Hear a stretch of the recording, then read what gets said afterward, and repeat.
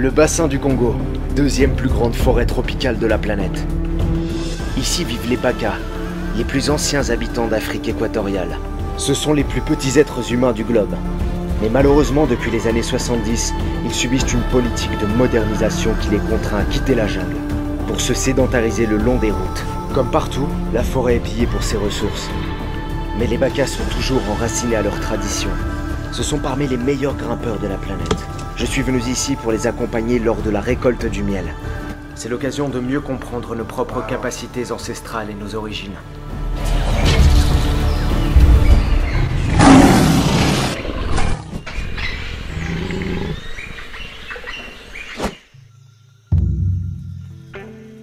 Pour mes gorilles, petite pause de grimpe dans les arbres pour mater le dernier film juste incroyable d'Avec les léopards. Pour ça, j'utilise un VPN ou réseau privé virtuel.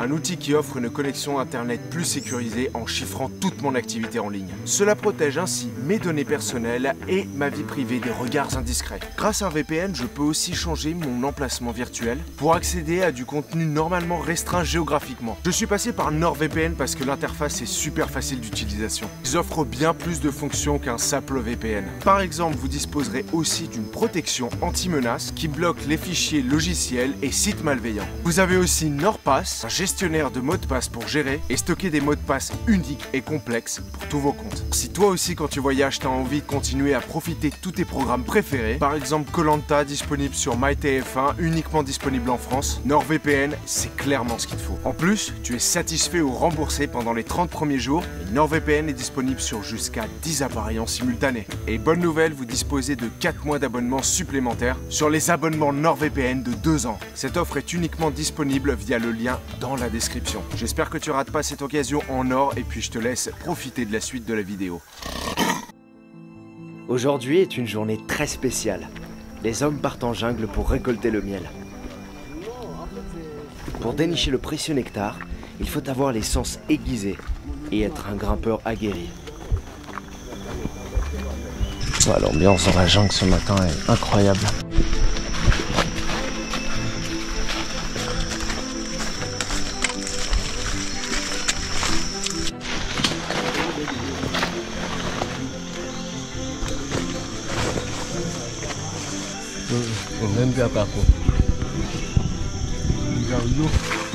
C'est quoi?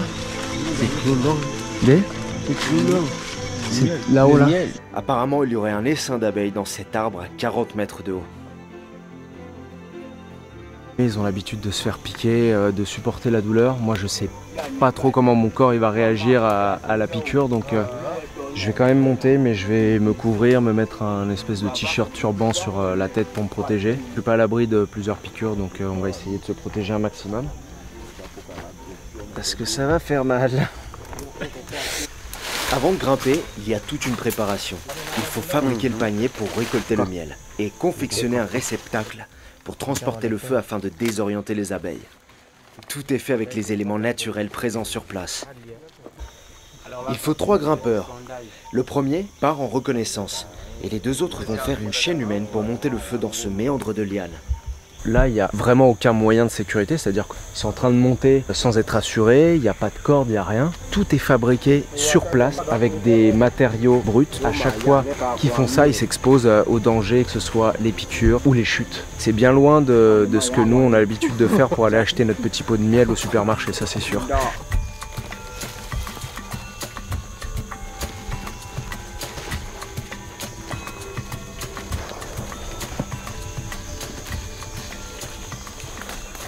À mon tour de grimper avec les Baka pour vivre cette expérience unique. Ok.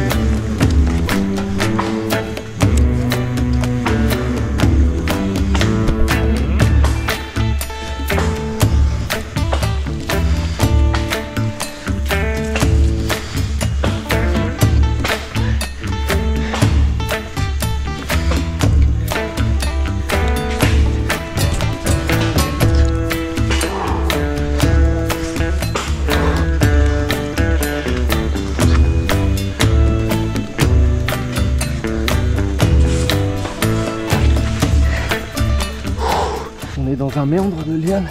Il faut danser un peu à la manière des Baka dans ce labyrinthe végétal. Il est en train de grimper au-dessus de moi. Il y a des débris qui me tombent dessus. Donc il faut vraiment faire gaffe à ça. Et aussi au type de liane que tu accroches. C'est vrai qu'il y en a beaucoup, mais il y en a qui sont pourris. Là on arrive bientôt à la première branche. On voit qu'il a perdu un peu de feu ici. Et il est là-haut là, en train de grimper. Beau colosse, hein. C'est pas évident de se déplacer dans ces lianes là. C'est très étroit. Puis de passer derrière lui, je me prends tous les débris.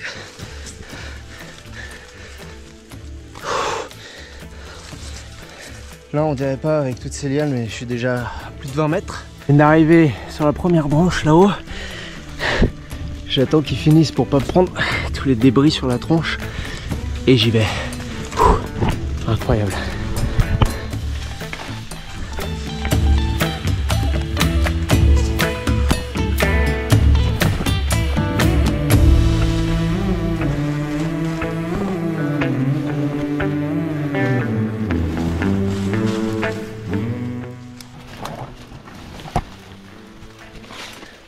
Tu vas bien? Ça va? Je vais là-bas? Ok. Ok, je traverse.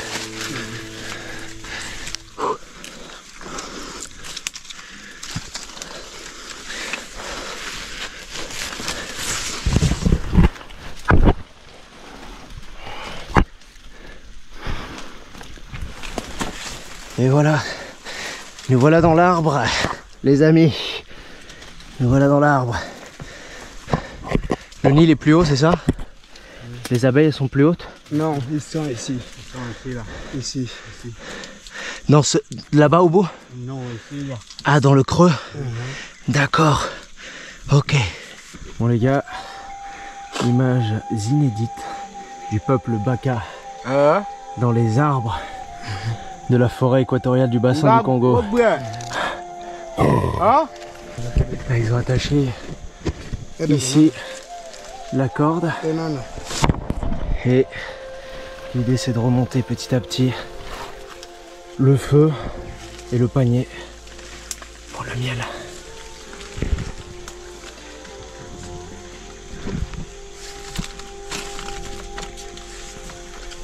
Regardez comment il se déplace. C'est magnifique. Magnifique.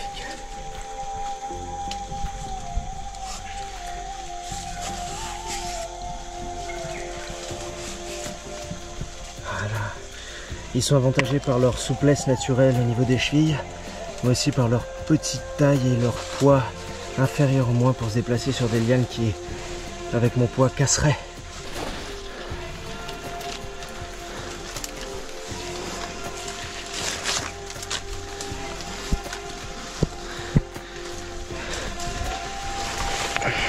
On tire, on tire.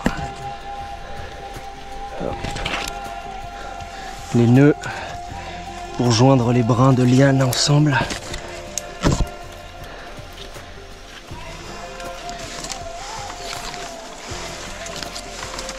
Super Jean-Pierre, magnifique. Nous avons le feu.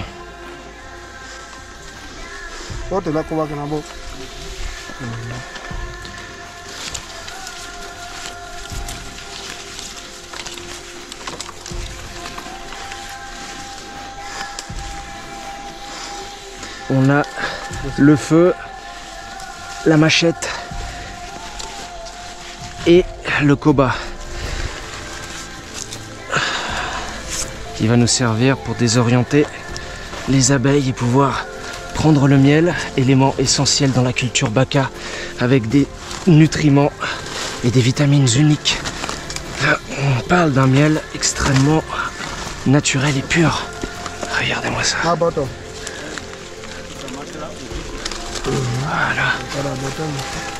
C'est pas seulement la fumée avec les braises, mais ils ont aussi ajouté à l'intérieur des plantes spéciales pour justement désorienter davantage les abeilles. La seule fumée ne permettrait pas de les désorienter. Et là, on est face à une connaissance de la pharmacopée, de la nature, de la part des Baka qui est juste exceptionnelle. Et malgré le fait qu'ils soient modernisés, marginalisés, ils gardent beaucoup leur culture, leur tradition et leur lien profond avec la nature et la forêt. C'est le plus important. Hop. Là, c'est quand on fait un bon nœud, il faut pouvoir le défaire après. Et grâce aux plantes que vous ajoutez à l'intérieur, des herbes que vous connaissez qui étourdissent les abeilles et qui permettent une fumée de longue durée. Ce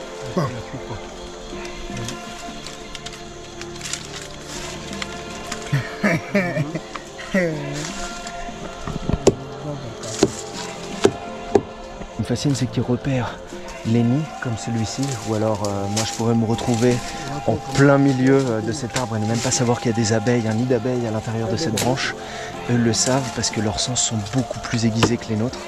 Ils entendent les abeilles voler à 40 mètres de haut, alors que moi je les entends même pas et je les vois même pas d'ici, donc c'est juste fantastique. Comme les abeilles se trouvent à l'intérieur de la branche et qu'elles rentrent par le biais d'un petit trou, l'idée c'est de faire un plus gros trou afin de récolter le miel à l'aide du koba, et en ayant disposé la fumée à cet endroit de façon stratégique, ça leur permet de ne pas se faire piquer, ou alors très peu.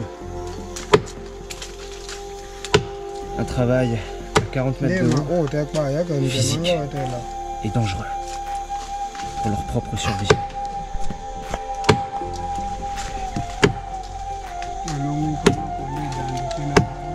Super Jean-Pierre, magnifique. C'est magnifique ce que tu fais. Mon grand-père faisait ça avant et on nous apprenait à faire comme ça là. Parce que c'est que nous on vivait, on n'avait pas de nourriture en brousse.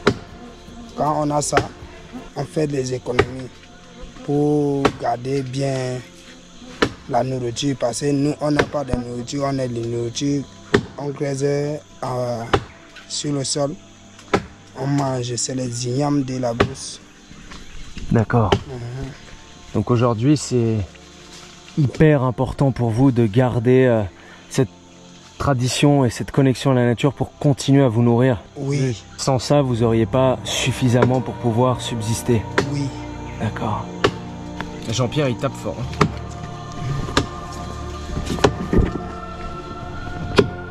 Bon là, il a bien avancé. C'est les derniers coups de koba.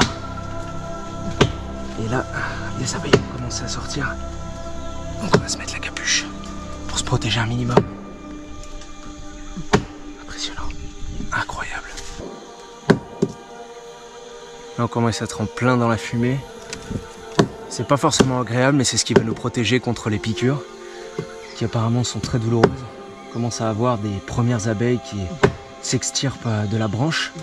Ici les Baka utilisent ces techniques depuis des milliers d'années finalement. Ce sont les plus anciens habitants de la région. Ça y est, ça a percé. Incroyable. Ici on a molé, amblé. Il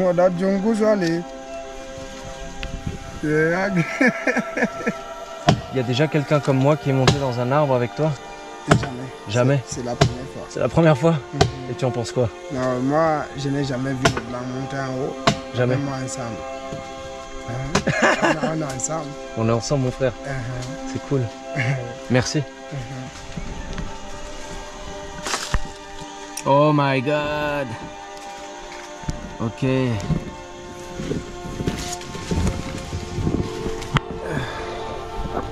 Voilà. Tiens. Il y a des abeilles encore dedans.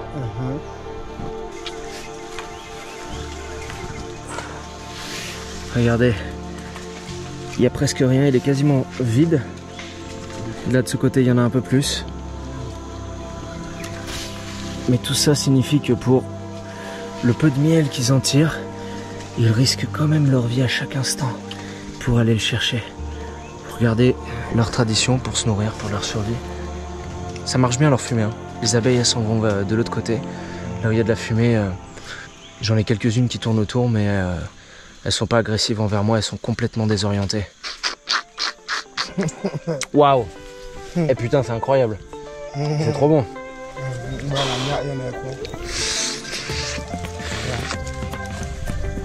Waouh!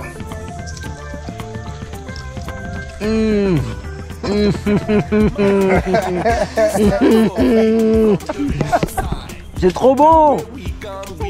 Putain, mais c'est trop bon. C'est bon. C'est super bon. C'est sucré. Ouais.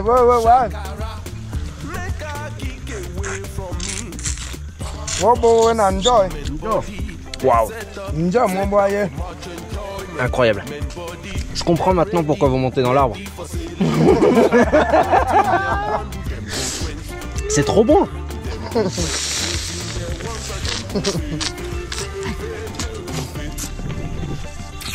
Tu t'es fait piquer. Ça fait mal. Merci hein. Merci beaucoup. Merci les gars. Merci. Allez, c'est parti pour la descente.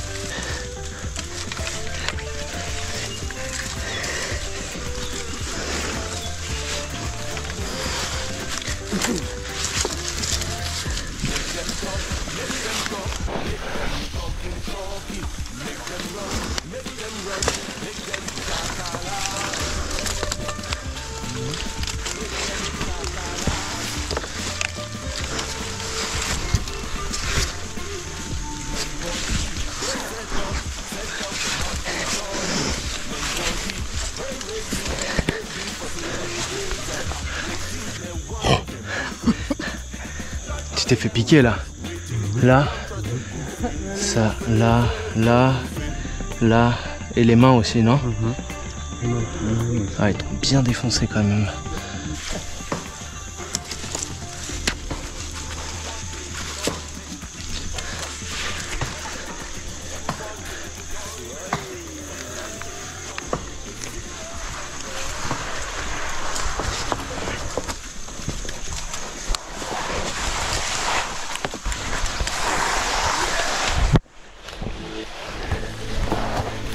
Avant d'être sédentarisés, les Baka étaient des nomades.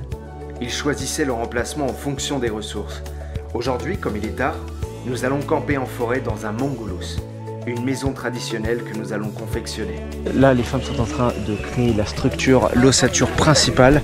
Et de ce côté-là, il y a tout un petit monde qui s'affaire pour l'isolation et la protection de la maison traditionnelle. Les hommes chassent et récoltent le miel, et les femmes construisent les mongolus. Encore une fois, tout est fait sur place. Des jeunes arbres sont méthodiquement enlacés et de grandes feuilles viennent isoler la structure. Dans 20 minutes, c'est fini.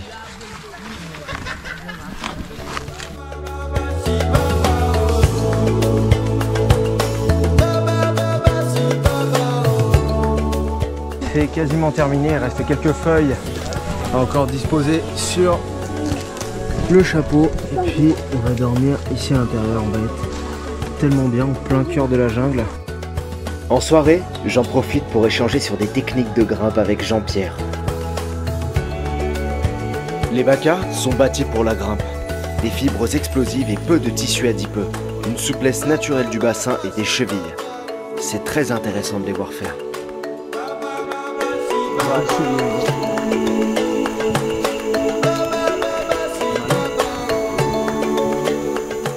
Tout semblait parfait, mais c'était sans compter la tempête.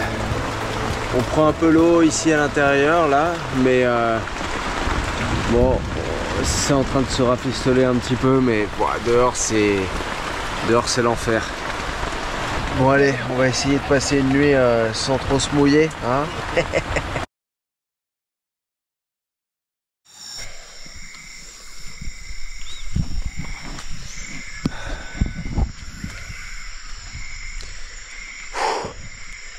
cette branche qui est tombée juste à côté du Mont Goulos. Et là, franchement, je pense que ça traverse le truc et il y a des gens qui dorment de l'autre côté. Oh, mon Dieu. On a eu vraiment de la chance.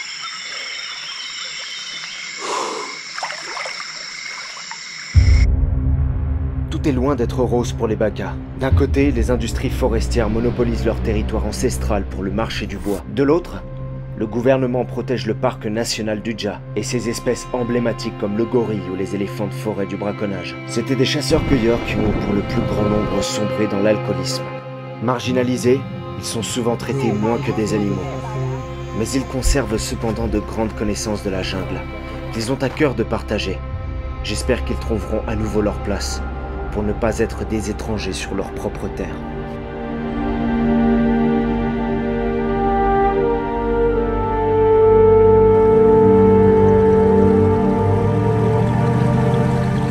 Avant de repartir, Jean-Pierre m'a indiqué un grand arbre le long du fleuve, et j'ai l'accord du village pour le grimper.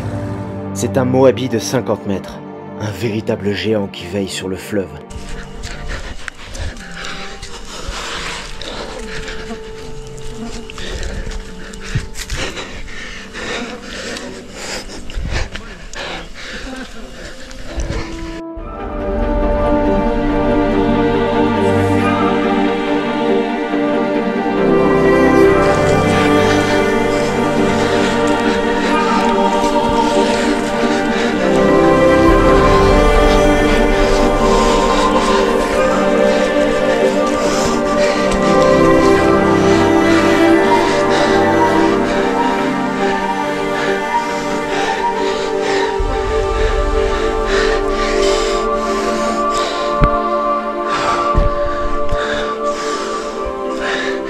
Allez, on est bientôt arrivé.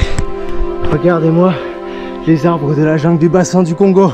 C'est extraordinaire. C'est magnifique. Et là, de ce côté-là, on a le fleuve Dja.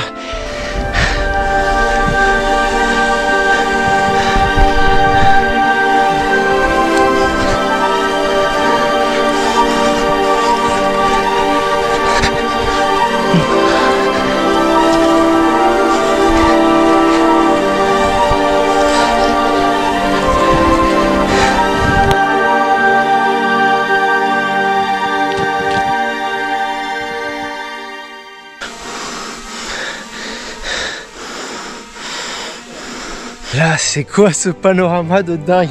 Oh, j'ai plein d'abeilles qui sont sur moi. Mais putain, c'est magique. C'est magique. J'ai jamais été dans un arbre à côté d'un fleuve comme ça. À plus de 50 mètres, les gars, c'est hallucinant.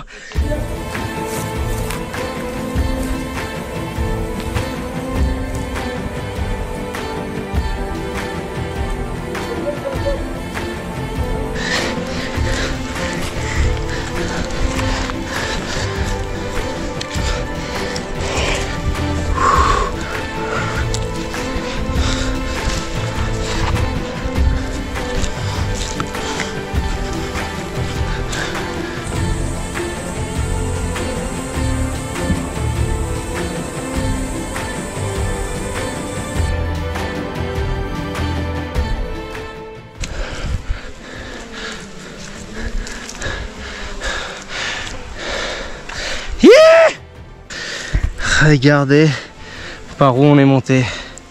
Juste hallucinant cette liane. Expérience unique avec le peuple Baka dans ces jungles magiques. C'est pas des mouches, c'est des petites abeilles.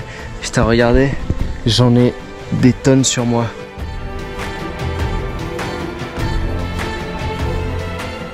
Allez, c'est parti pour la descente. C'est le moment de garder son attention, surtout à ces hauteurs.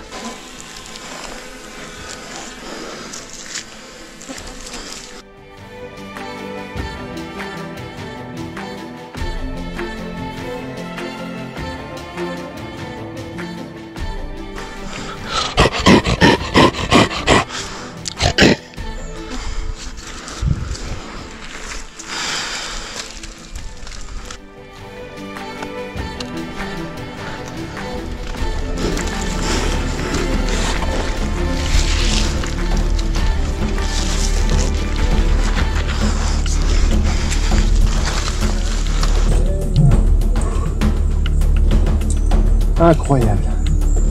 Incroyable.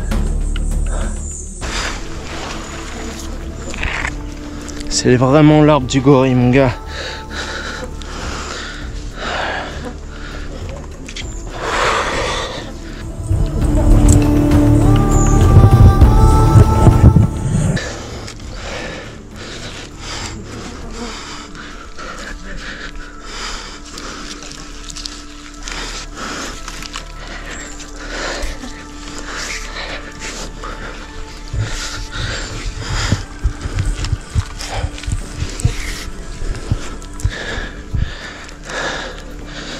Toujours une partie délicate. Le diamètre là, c'est vraiment gros. C'est ça qui épuise les avant-bras. Et là ça va, je suis frais. Allez. Ah, merci. Ah, cet arbre incroyable.